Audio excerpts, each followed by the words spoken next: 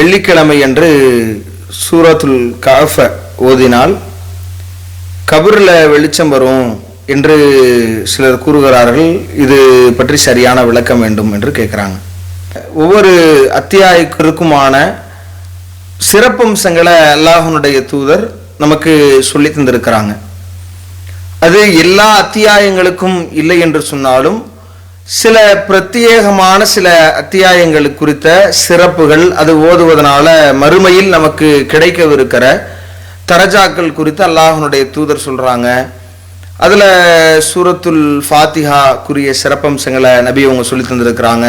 சூரத்துல் பக்ராவுடைய, சூரத்துல் ஆல இம்ரானுடைய, இன்னும் சூரத்துல் இஹ்லாஸ், நாஸ், சூரத்துல் ஃபலக் போன்ற அத்தியாயங்களுடைய சிறப்பம்சங்களை அல்லாஹ்வுடைய தூதர் பல இடங்கள்ல நமக்கு சொல்லி தர்றாங்க.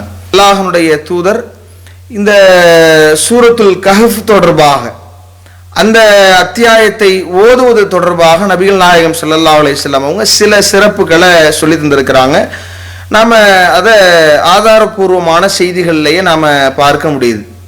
அதுல சஹீஹ் முஸ்லீம்ல இடம்பெற்றிருக்கிற 1475வது செய்தியை பார்க்கிற போது, மன் ஹஃபில அஸ்ர ஆயாத்தின் மின் அவ்வளி சூரத்துல் காஃபி உசிம மின தஜ்ஜால், யார் இந்த சூரத்துல் கஹஃப் என்கிற இந்த 18வது அத்தியாயத்தினுடைய ஆரம்ப 10 வசனங்களை மனனம் செய்திருக்கிறாரோ அவர் இந்த பெருங்குழப்பவாதியாக வரவிருக்கிற கியாமத்து நாளினுடைய அடையாளமாக வர இருக்கிற அந்த தஜ்ஜாலில் இருந்து அவர் பாதுகாக்கப்படுவார் என்று அல்லாஹ்வுடைய தூதர் அந்த அத்தியாயத்திற்குரிய ஒரு சிறப்பாக நபி அவங்க சொல்லி காட்டுறாங்க.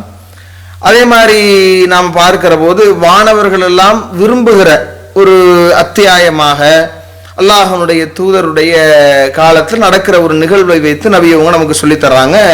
இது புகாரியில 5011வது செய்தியாக இடம்பெற்றிருக்கிறது. இந்த செய்தியை பராவ் ரலியல்லாஹு அன்ஹு அறிவிக்கிறாங்க. கான ரஜுலுன் யக்ரவு சூரத்துல் காஃபி, ஒரு மனிதர் இந்த சூரத்துல் கஹஃப ஓதுறார்.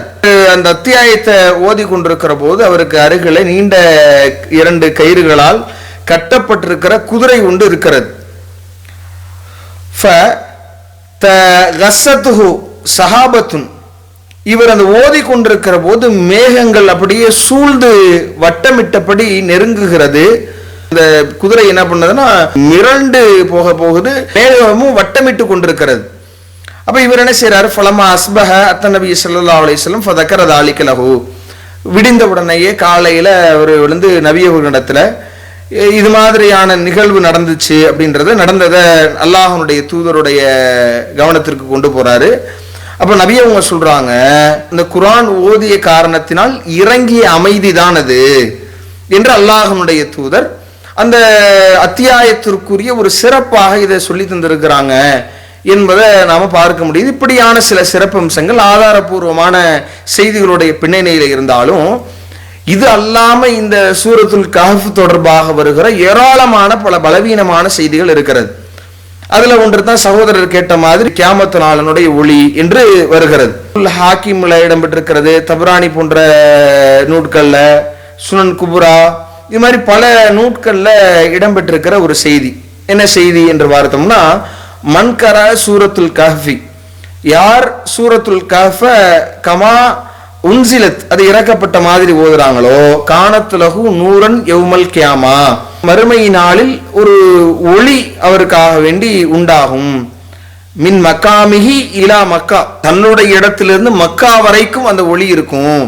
அவ்வளவு தூரம் ஒரு ஒளி அவரிடத்துல உண்டாகும் என்கிற மாதிரியான செய்தி இடம்பெற்றிருக்கிறது. இதை அறிவிக்கக்கூடிய அபூ சயீத் அல் குத்ரி அவருடைய சொந்த கருத்தா அல்லது நபிமொழியா என்கிறதுல கருத்து வேறுபாடு இருந்து அதற்குரிய தீர்வுகளை பல ஹதீஸ் கலை நிபுணர்கள் ஆய்வு செய்து இமாம் நஸஈ போன்றவர்கள்லாம் இது நபி அவர்களோடு தொடர்புடைய செய்தி கிடையாது, இது ஒரு நபித்தோழருடைய கூற்று என்பதுதான் சரியாக இருக்கிறது என்பதை ஆதாரங்களின் அடிப்படையில தீர்மானிக்க முடிகிறது. அப்ப இது ஒரு நபித்தோழருடைய கூற்று என்கிற போது அதை நாம நடைமுறைப்படுத்த முடியாது. இது மாதிரியாக எந்த நிறைய வரக்கூடிய எந்த செய்தியாக இருந்தாலும் அதுல ஏதாவது ஒரு குறை அதுல இருக்கிறது. மற்றொரு செய்தியை பார்க்கிறோம். செய்தியை அறிவிக்கக்கூடிய ஒரு நபித்தோழர் யாருன்னா இப்னு உமர் ரலியல்லாஹு அன்ஹு அறிவிக்கிற மாதிரியான ஒரு செய்தி வருகிறது. மன்கரா சூரத்துல் காஃபி யௌமல் கியாமத்தி சதாலஹு நூருன். காஃப் அத்தியாயத்தை வெள்ளிக்கிழமை ஓதுவாரோ அவர் பாதத்தில் இருந்து வானத்தினுடைய மேகம் வரைக்கும் ஒளி ஏற்படுமா. அந்த ஒளி என்பது எப்படி இருக்குமா, மறுமை நாள்ல அவருக்கு வெள்ளிக்கிழமை ஓதினார் அப்படின்னு சொன்னா அவர் கால் இருக்குல்ல இந்த பாதம், அந்த பாதத்திலிருந்து மேகம் வரைக்கும் ஒளி ஏற்படும் என்கிற மாதிரியான செய்திகளை பார்க்கணும். இப்படி ஏராளமான செய்திகள் இடம்பெற்றிருக்கிறது. இந்த செய்தியில் இடம்பெற்றிருக்கிற ஹாலித் பின் யசீத் பின் அபி மரியம் என்பவர் அவர் மஜ்ஹூலாக யார் என்று அறியப்படாத ஒரு நபராக இருக்கிறார் என்பதை நாம பார்க்கிறோம். பலவீனமான பல செய்திகள் இதற்கு இடம்பெற்றிருக்கிறது ஒழிய ஒரு செய்தி கூட ஆதாரபூர்வமாக இல்லை என்கிற அடிப்படையில் நாம இதை ஏற்றுக்கொள்ள முடியாது என்பதைத்தான் இதற்குரிய ஒரு பதிலாக நாம சொல்லிக் கொள்கிறோம்.